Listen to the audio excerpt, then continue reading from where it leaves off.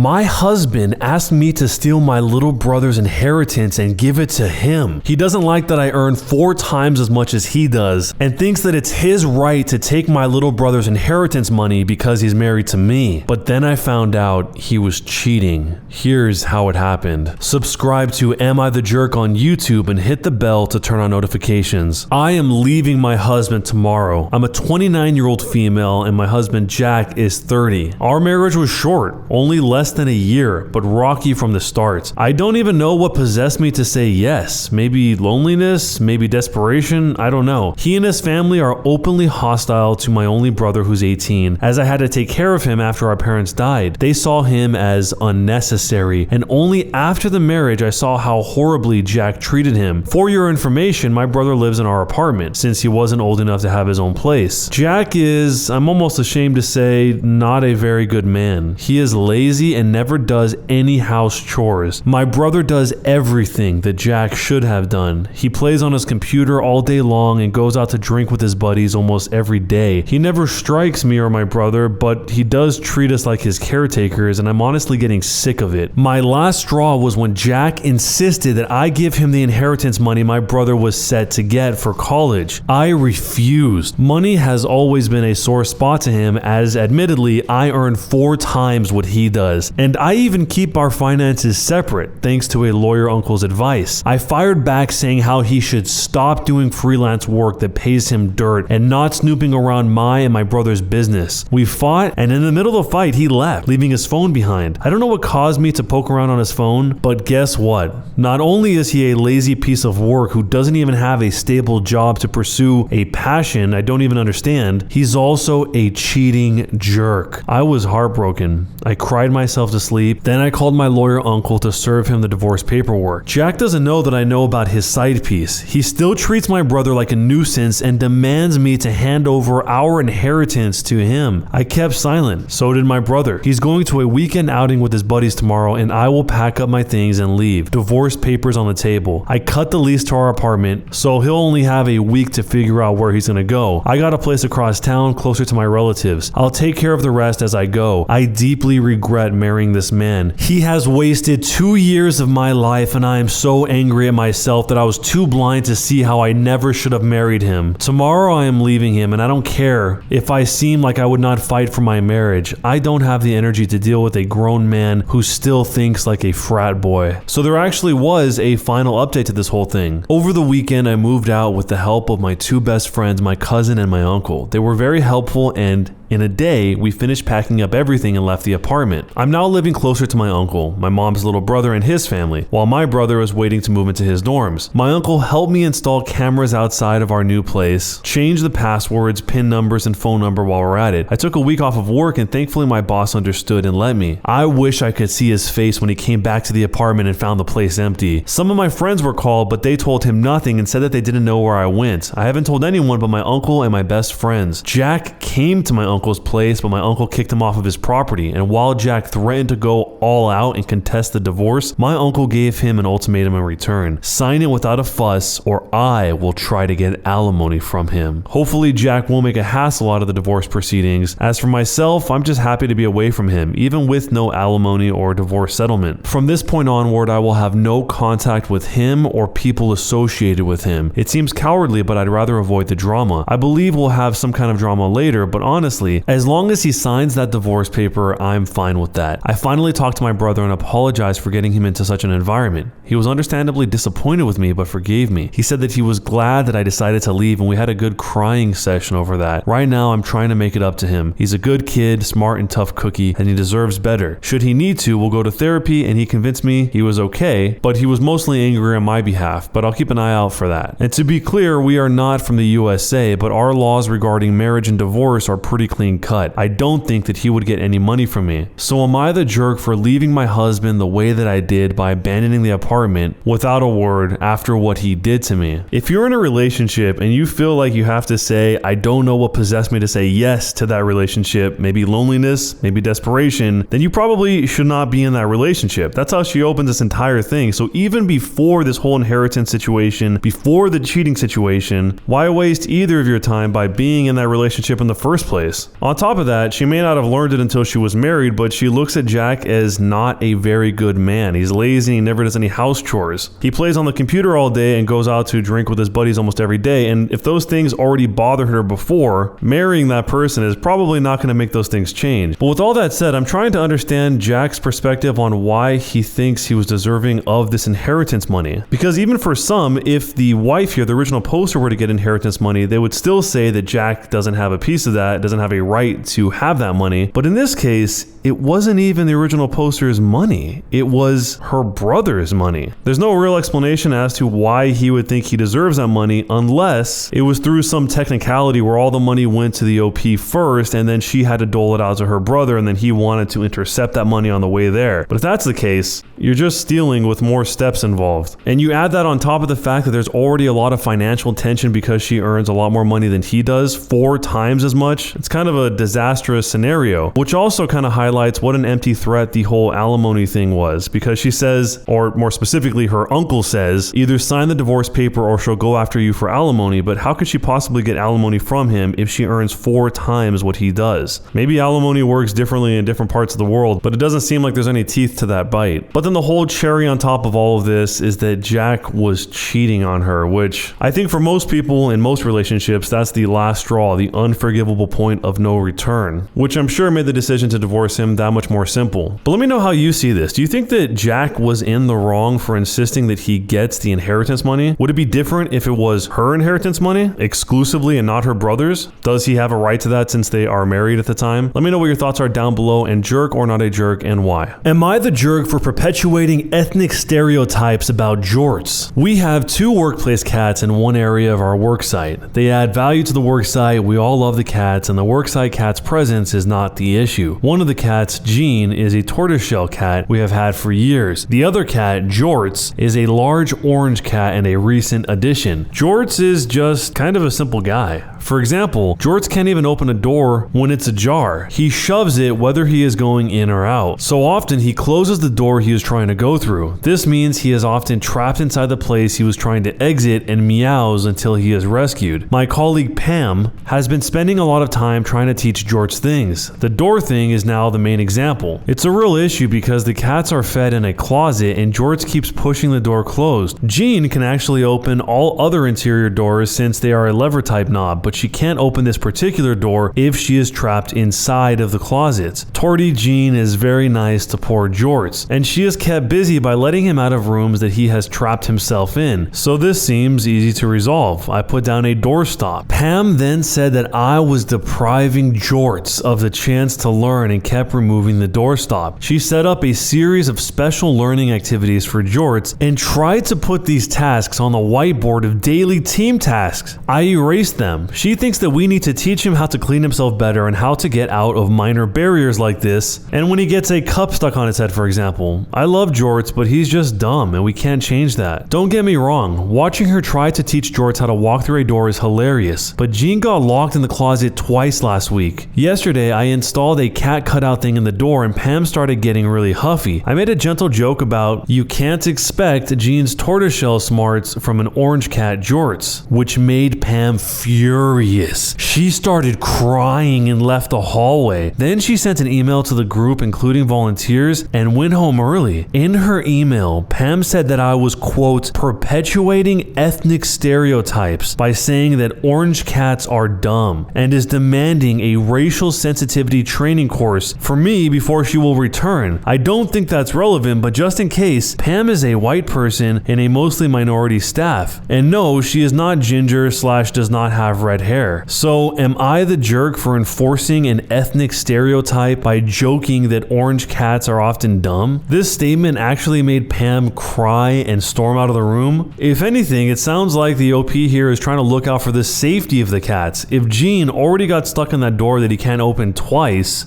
what are they going to do when that happens when nobody's in the office for a long period of time and Jean is stuck in that closet without any water? Even if Pam owns an orange cat and is sticking up for all orange cats, the cat itself doesn't care if people think that he's dumb or not. Some of the responses are pointing out that if OP is cat racist, then Pam is an ableist. As pointed out in one comment, somebody says, installing a swinging kitty door, you are modifying Jort's physical environment to ensure that areas necessary for daily living, like eating, are fully accessible to him despite his disability. Repeatedly closing the door to his dining room clearly communicates Jort's desire for either this reasonable accommodation or a magic potion that would give him the ability to walk through walls. So which side of this are you on? Do you think the OP is a cat racist, or do you think that Pam is an ableist? Let me know down below, and jerk or not a jerk, and why. Am I the jerk for snapping when I found out that a guy saw my girlfriend naked? I'm a 25-year-old male and my girlfriend Lydia is 23. She lives with a roommate who has a boyfriend, Jeff. We gathered at their place last Friday for pizza. After a while, Jeff asks Lydia if she is still scared of being here alone the nights the roommate goes over to his place and I can't come. Lydia has always had trouble with being alone at night, and most nights I stay on FaceTime with her until she falls asleep so that she feels safer. The roommate laughs and says that if she hears a noise in the bathroom, at least it will be a ghost and not her locked in passed out. Lydia, my girlfriend, just mouths to me, "Explain later." When we get to Lydia's room, I ask her to explain, and she tells me that this afternoon she wasn't feeling good and ended up fainting in the shower. So Jeff had to break the door to the room to get in and help her. She said that she was already feeling better and she didn't want to tell me because I was going to be worried about nothing. I said that it wasn't nothing if she had fainted and that I should be aware of these things to help her. She said that now it would just be a funny story about how Jeff broke the door and roommate had to cover her with a towel so they could come to the rescue of her naked body. That moment, I saw red. I asked if Jeff had seen her naked and she couldn't be sure since she was unconscious, but roommate said that he stood out of the bathroom until she was covered. I asked if Lydia thought it was fair for me to not know that another guy had seen her naked, and she said he didn't actually see her naked and that it shouldn't matter since he was only helping. I shouted that she just said that she was unconscious and couldn't know if he saw her. She told me to be quiet or they would hear me. And I shouted that I didn't care, that a man saw my girlfriend's body and I had the right to be mad. Jeff and the roommate come in and explain that he never saw anything. He just broke the lock and waited outside until the roommate gave him a clear. I said I didn't believe him, and the roommate jumped into his defense saying that she was right there, making sure the situation wasn't embarrassing so they could take proper care of Lydia without her feeling weird. I said that if she was a kook, I wouldn't be. Jeff then shouted at me saying that I should respect his girlfriend and mine, who had spent a whole day saying that she was fine but still looked a little pale. He said that he only did it because he cared about Lydia and that I was a jerk who didn't deserve any type of help. Hearing him say that he cared about her was it for me. I left without as much as looking at Lydia as she begged me not to go. Over the weekend, Lydia had to be admitted to a hospital because she didn't feel good again, and Jeff and her roommate prohibited me from seeing her, saying that I didn't deserve her. Obviously, the whole hospital thing sucks, and I wish I was there for her, but I still think that I was right. At this point, I'm not mad at Lydia anymore, just at Jeff. So, am I the jerk? In this story, it sounds like the roommate and Jeff were legitimately just trying to help her. Unless they have a history of Jeff being creepy or weird or trying to go after Lydia for some reason, I don't really think that they would lie about that. And even in that case, the girlfriend, the roommate here, probably wouldn't be okay with Jeff having that sort of relationship with Lydia right in front of her eyes. So I doubt that there is some sort of conspiracy that the roommate, Jeff's girlfriend, and Jeff are in cahoots together to try and get Lydia hooked up with Jeff because the roommate is Jeff's girlfriend. But none of that is as important as just the fact that she has somebody there for her if she gets hurt in the shower. I mean, people can slip and fall in the shower and could die, especially if nobody is there to help them or to come in there and call 911. And whatever this medical issue is that's causing that might actually happen if she's already in the hospital by the time we get to the end of the story. Making sure that situation is okay is a lot more important than whether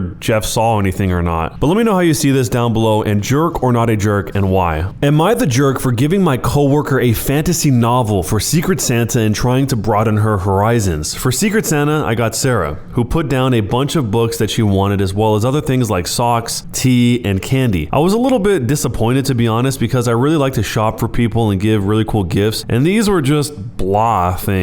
When I looked up all the books to get her, I found out they were all romance novels. I felt kind of cringe buying her romance novels, so I looked at the common themes and found a really good fantasy novel to buy her instead called Warbreaker by Brandon Sanderson. It has romance in it too. I figure if she likes to read, then she'd be happy to broaden her horizons and branch out. I also got her some Baby Yoda socks to go with it because who doesn't like Baby Yoda, and some Bigelow tea that look good. We did the exchange this morning and she looked visibly confused when she opened hers. She changed her face to be surprised and happy, but this really bothered me. In the break room later, I heard her talking and complaining, saying that she didn't get why someone would get her these things. The other person said they probably were upset they got a woman instead of a man, which I thought was rude. I'm a woman too, but I'm just not a pumpkin spice latte and Hallmark kind of woman. Then after, I saw her give the socks to someone else, saying that they could have the socks for their kid. I was honestly really bothered by this. I put thought and effort into a gift. Am I the jerk for getting her something to branch out of her humdrum romance genre and Baby Yoda socks? I thought everyone liked Baby Yoda. So there are a few different ways you can do Secret Santa. Sometimes you just get anything you want for a person based on what you know about them, but other times, like it sounds like this time was, you agree in advance on a theme and then you get gifts from that theme. This was kind of a more specific version of that, where not only is it a theme, but it's a theme for each person, it sounds like. And if that's how they're doing this Secret Santa, then it sounds like he didn't really follow the rules of this Secret Santa. He kind of just said, oh, her taste is boring, it's blah. He called them humdrum romance books and wanted to get her something that he thought that she would like instead. But the thing is, it wasn't really something that he thought she would like. It was something that he wanted her to like, or that he thought was better than what she already does like. And it wasn't like she was not gracious when receiving it. She still pretended like she was happy. But I don't think you can really expect somebody, even in private, to be happy about the thing that they didn't even want in the first place. But maybe you see this totally differently. How would you interpret this whole Secret Santa situation? And let me know, jerk or not a jerk, and why. Am I the jerk for asking my neighbor to move her craft room to a different bedroom? My husband and I live in an upstairs 3-bedroom flat, and the flat below us is the same layout. The house has been for sale for a while, and recently a woman bought it. It turns out she doesn't have any children, so I found it strange that she bought a 3-bedroom house, but soon I found out it's because she runs a craft business from home and needs 2 bedrooms to run it. The problem is, unfortunately, she has decided to use her main bedroom, which is below us, as her main craft room. At first, it was fine as she hadn't fully moved in, but now it is driving me crazy. She is in that room almost all day long, and I can hear her walking about and the faint noise of the machines. I don't spend long in my bedroom during the day, but when I do go in, it just annoys me knowing that she's constantly there. Like, why can't she have picked the smaller bedrooms since she knows the kids are at school all day? She always stops using her embroidery and sewing machines by 7 p.m., but she's told me that she can sit up until 10 p.m. some nights finishing off orders, which plays on my mind. I go to bed at 9 p.m. and I can't sleep for hours as I lie there listening for her every move. Just knowing that she's awake and walking about drives me crazy, as I find it so selfish that someone would buy a flat and work from home. My husband says he can barely hear a thing during the day and that I need to calm down. He also doesn't see a big deal about her using her house as she pleases. Yesterday, I finally had enough and I went to her door. I told her how I was feeling about everything and how I can hear the faint noise of her machines. She apologized and invited me inside to show me her setup. All her machines are on some sort of anti-vibration padding to stop as much noise as possible, so she claims the noise should be minimal and that you need to expect some noise from neighbors. I told her I don't make any noise, and that's when things took a turn, as she said she can hear my kids running around and jumping off furniture all evening, but she would never even dream of complaining because it's just one of those things when you share a building with other people. I left before I said anything else that I regretted, and I thought that was the end of it, but today my husband came home from working overnight and asked if I had said anything to the woman downstairs, as she was very cold and blunt with him when he said hello. I told him what happened, and he said that I am the massive jerk. I've spoken to a few of my friends who think I've handled this completely wrong and that I'm a bit of a jerk for it, but I don't know what else could have been done. Am I the jerk? The neighbor here sounds much more reasonable than the OP